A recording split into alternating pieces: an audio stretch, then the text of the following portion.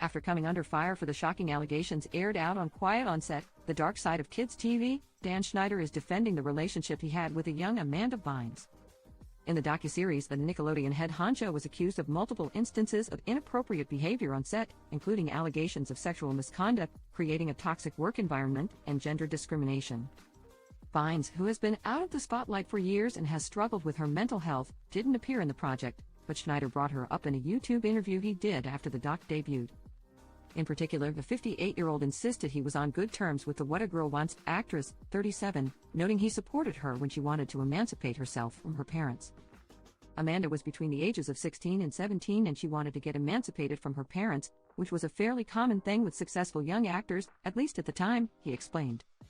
She wanted that for herself, so she turned to her team, which included her lawyer, her agent, her manager, her publicist, me, because she included me as part of her team, thought of me that way. We supported her, she tried to get emancipated, and it ended up not working out and she didn't, he added. Schneider, who worked on hit Nickelodeon shows like iCarly, Drake and Josh, The Amanda Show and all that, also shared details from the private conversation he had with Bynes about the situation. One night very late, well after midnight, 1 or 2 in the morning, phone rang. I answered, it was Amanda. She was upset.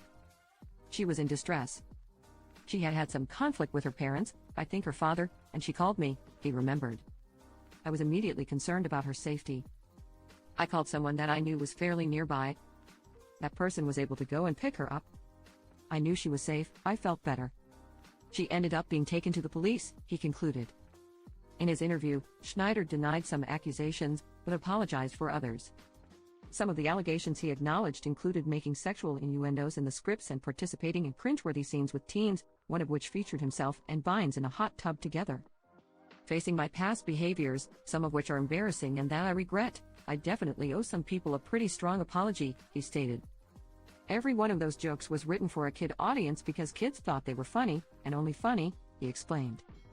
Now we have some adults looking back at them 20 years later through their lens and they're looking at them and they're saying, I don't think that's inappropriate for a kid show. And I have no problem with that. Let's cut those jokes out of the show.